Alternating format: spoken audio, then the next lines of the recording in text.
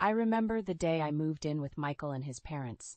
It was a sunny morning in June, the kind that held promises of new beginnings. Michael and I had been dating for a year, and everything about our relationship felt right. We were young, in love, and ready to start a new chapter together. The move was significant for me.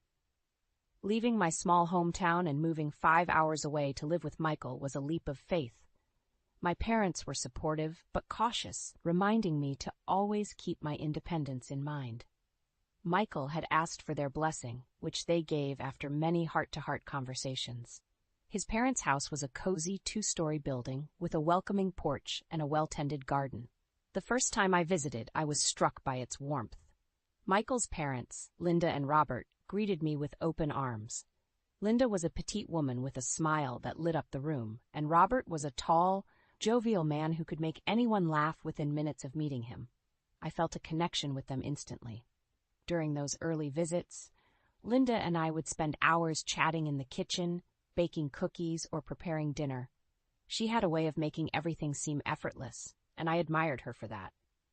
Robert was equally engaging, always ready with a story or a joke, making sure everyone around him was having a good time. Moving in felt like the natural next step. Michael and I talked about it for months, and when the day finally came, it was exciting. My stuff fit into the room Michael and I shared, and his parents made sure I felt welcome. Linda hugged me tightly, saying, "Welcome to the family, dear." The first few weeks were like living in a dream. I was getting along great with Michael's parents. We had family dinners every night, where we shared stories and laughed over Robert's jokes. Linda would sometimes whisper advice about handling Michael's quirks, and I found her insights invaluable. I noticed how they all worked as a unit, and I did my best to fit into their rhythm. I helped with chores, trying not to step on anyone's toes. Michael seemed happy, and seeing him in his element, surrounded by his family, made me love him even more. However, as weeks turned into months, the initial excitement started to wane. I began noticing little things, subtle shifts in behavior that I hadn't picked up on before. It was nothing major at first, just a sense of something being slightly off. I couldn't put my finger on it, but I felt a change in the air, a tension that hadn't been there before.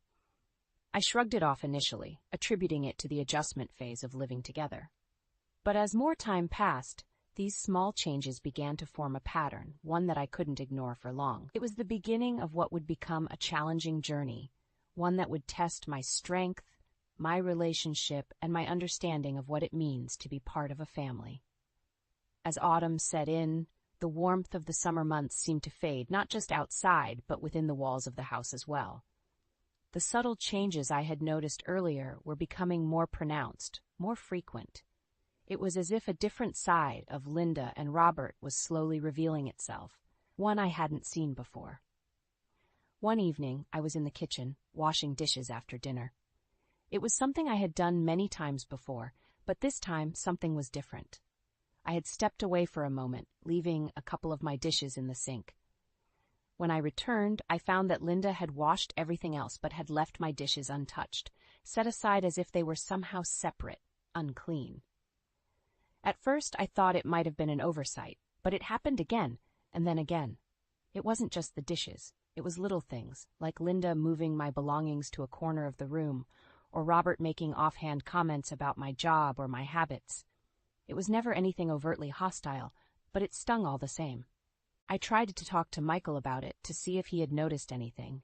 His response was always the same, a shrug and a quick, "That's just how they are, they don't mean anything by it." But I wasn't convinced. It felt personal, intentional. One incident in particular left a deep mark. It was a simple, casual cruelty, the kind that slices through you because it comes when your guard is down. I was serving Michael his dinner when Linda, with a pointed look, asked, "You're eating again?" Her tone was light, almost joking, but the implication was clear. I felt my face flush with embarrassment and shame. I had always been self-conscious about my weight, a fact that Linda knew. Her comment hit me hard, and from that day on I started skipping meals, eating only when I was sure I was alone. The joy I once found in cooking and sharing meals with the family vanished, replaced by anxiety and a deepening sense of isolation. Michael didn't notice, or if he did, he never said anything. It felt as though I was becoming invisible in my own home, my presence tolerated rather than welcomed. The relationship I had thought so fondly of with Linda and Robert was crumbling, and I couldn't understand why. I started spending more time in our room, away from the family. The house, once a symbol of a new chapter in my life with Michael, now felt like a trap, confining and cold. I felt alone, misunderstood, and increasingly unwanted. I clung to the belief that this was just a phase, that things would get better with time. But deep down, I knew that something fundamental had shifted.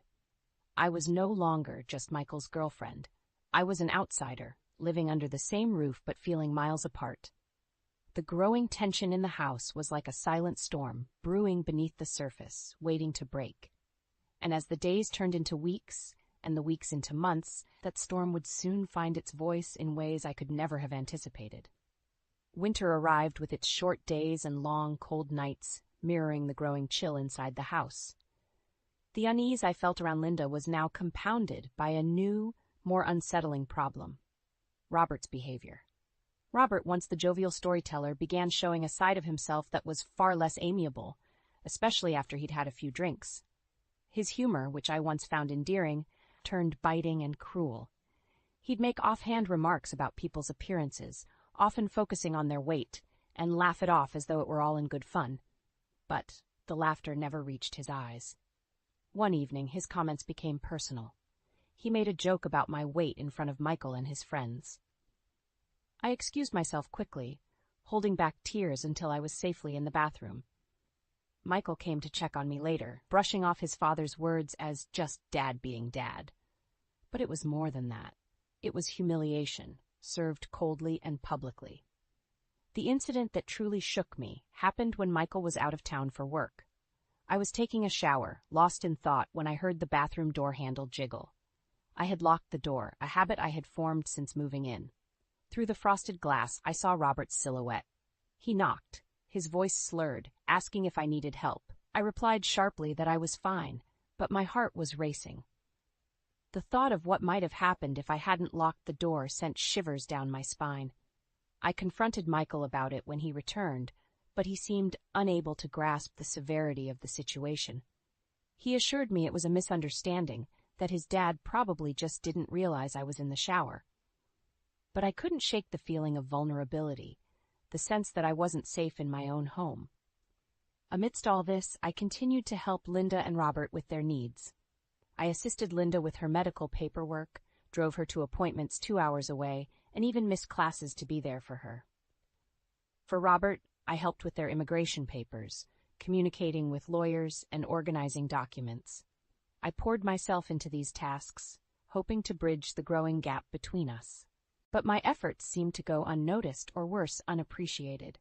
The more I did, the more I felt like I was being used, a means to an end rather than a valued member of the family. It was a stark contrast to the early days of baking cookies and sharing laughs. Now every smile felt forced, every conversation strained. I confided in Michael about how I felt, but his reactions only added to my distress. He accused me of being ungrateful, of not understanding the sacrifices his parents had made for him. He called me a spoiled brat for complaining about people who had done so much for him. I felt increasingly isolated, not just from his parents, but from Michael as well. The man I moved 5 hours to be with, the man I loved, seemed to be on a completely different page. I began to question everything about our relationship, about the decision to move in with his family, about who I was in this dynamic. I was stuck in a home that no longer felt like home, with people who saw me as an outsider and a partner who didn't seem to see me at all. The feeling of going crazy, of not being able to trust my own feelings, was overwhelming. I was lost, struggling to find my footing in a place where I once thought I'd stand firm. The tension in the house had reached a palpable level, like a thick fog that refused to lift. I knew I couldn't continue living this way, walking on eggshells, feeling unwelcome in my own home. It was time for a direct conversation with Michael, one where I laid out everything that had been weighing on me. I chose a quiet evening, when Michael and I were alone in our room, to broach the subject. My heart pounded as I started to speak, my words laced with a mix of frustration and desperation. I told him about the growing distance with his parents, the hurtful comments, the incidents that made me feel unsafe, and how his reactions only added to my feelings of isolation. Michael listened, but his expression grew increasingly defensive. When I finished, he let out a long sigh and shook his head. "Anna, you're overthinking things. My parents are good people. They've been through a lot. You just need to try harder to understand them." His words felt like a slap. Try harder? I had been bending over backward to fit into his family, to be helpful, understanding, and patient. But it was never enough. And now, instead of support, I was met with accusations of overreacting. The argument that followed was heated and painful. Michael accused me of being ungrateful, of not appreciating the roof over my head and the efforts his parents had made to welcome me. He said I was acting like a spoiled brat, creating problems where there were none. I tried to explain how his words hurt me, how they made me feel alone and unsupported. But the more I spoke, the more he seemed to withdraw, his words turning colder, more dismissive. That night, I lay awake, staring at the ceiling, feeling a chasm growing between Michael and me. The man I loved, the man I had moved cities for, was telling me that my feelings, my experiences, were invalid.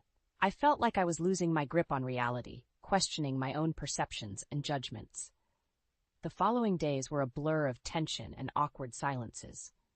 Michael and I were like strangers, passing each other in the house without a word.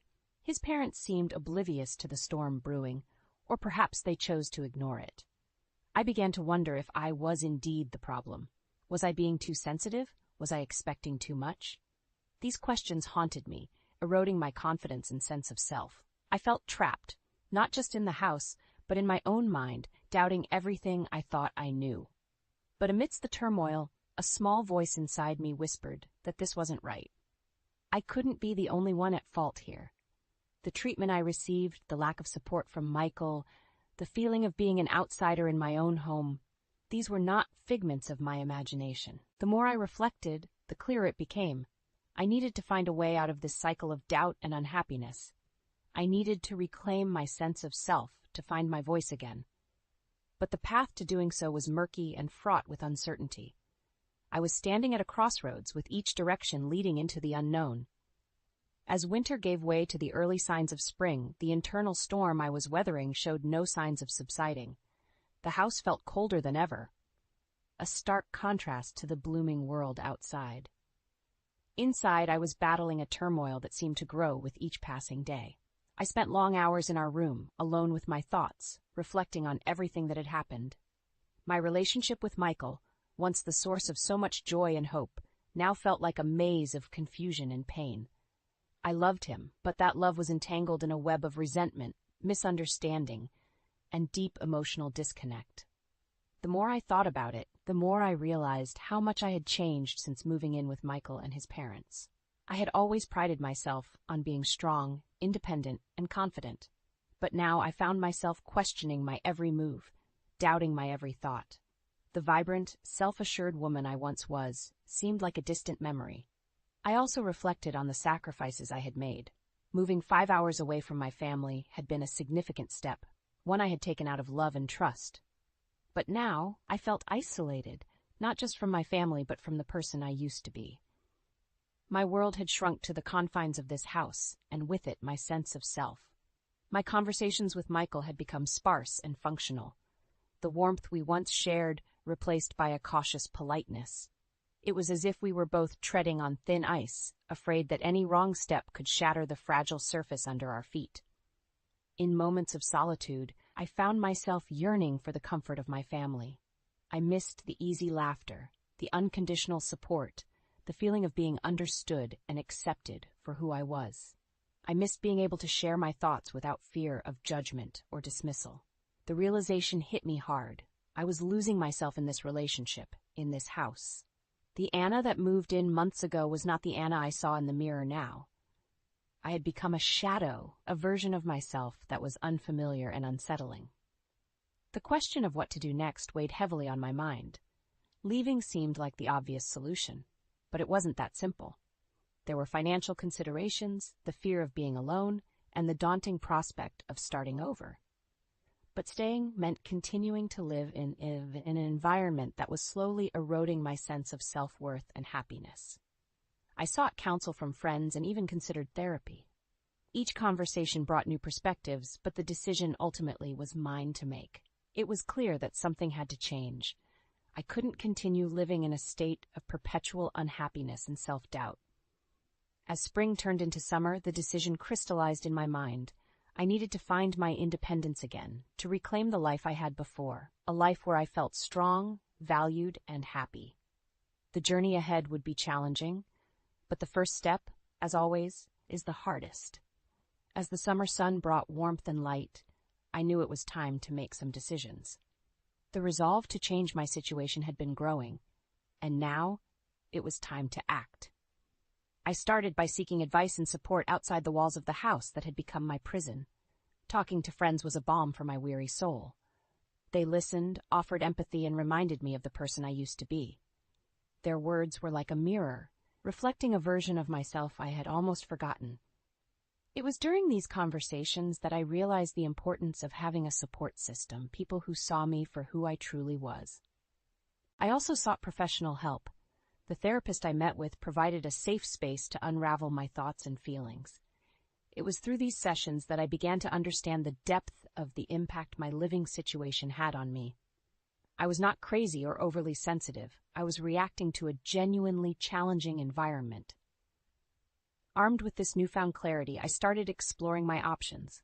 I began saving money, cutting down on unnecessary expenses, and looking for affordable places I could move into. The idea of living on my own was daunting, but it also filled me with a sense of excitement and freedom.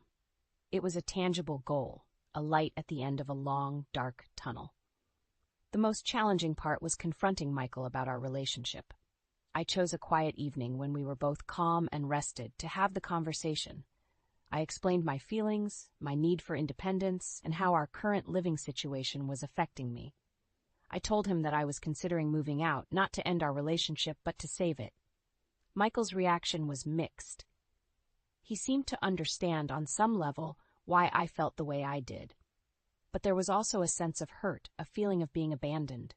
We talked for hours, navigating our way through a maze of emotions and fears. It was the most honest conversation we'd had in months. Despite the pain and the uncertainty, there was a sense of relief in having everything out in the open. We agreed to give each other some space to think about what we both wanted from the relationship and our lives. The weeks that followed were a time of introspection and planning. I continued to save money, research apartments, and mentally prepare myself for the possibility of a new beginning. The decision to move out was not an easy one, but it felt right. It was a step towards reclaiming my independence, my sense of self. Through it all, I held on to the hope that Michael and I could find a way to navigate this new phase of our relationship. But I also knew that no matter what happened between us, I needed to be true to myself, to live a life where I felt respected, valued, and happy. The decision to move out was like turning the page to a new chapter in my life. It was a step filled with uncertainty, but also with a sense of empowerment. I had finally taken control of my situation, making a choice that prioritized my well-being. As I started packing my things, I felt a mix of emotions. There was sadness in leaving a place I had once hoped would be a long-term home, and in the strain it had placed on my relationship with Michael. But there was also a growing sense of excitement and liberation. I was about to embark on a journey of self-discovery, to rebuild the life I wanted on my own terms. The day I moved out, Michael helped me with my bags. Our goodbye was bittersweet. We promised to keep in touch, to try and work on our relationship from a new perspective. But there was also an unspoken understanding that things might never be the same again. That was a reality we both had to accept. Moving into my new apartment, a small but cozy space, was a breath of fresh air. For the first time in months, I felt a sense of peace. The walls of my new home were blank canvases, waiting for me to fill them with my own story, my own identity. In the weeks that followed, I focused on myself. I reconnected with hobbies and interests I had neglected, spent more time with friends and family, and continued my therapy sessions. Each day was a step towards healing, towards rebuilding the confidence and self-assuredness I had lost. My relationship with Michael evolved in unexpected ways. With the distance between us, we began to see each other and our relationship more clearly. We had deep, meaningful conversations about our needs and expectations. Sometimes they were difficult and emotional, but they were always honest. In this newfound space, I rediscovered parts of myself that I had lost. I rekindled my love for painting, a passion I had set aside in the chaos of the past months. I started a small freelance project, combining my artistic skills with a newfound sense of entrepreneurial spirit. It was a small step, but it filled me with a sense of purpose and joy. As summer turned to autumn, I looked back at the journey I had been on. It was a path marked by challenges, self-doubt, and pain, but also by growth, resilience, and self-discovery. I had learned the hard way that sometimes, to find your place in the world, you have to be willing to leave the comfort of what you know. My story with Michael was still being written. Whether we would find our way back to each other or forge separate paths, only time would tell. But one thing was clear: I was no longer the person who had moved into his parents' house all those months ago. I was stronger, wiser, and more in tune with who I was and what I wanted from life. And for the first time in a long time, I was genuinely excited about the future, about the possibilities that lay ahead. I had found my path forward, and I was ready to see where it would lead.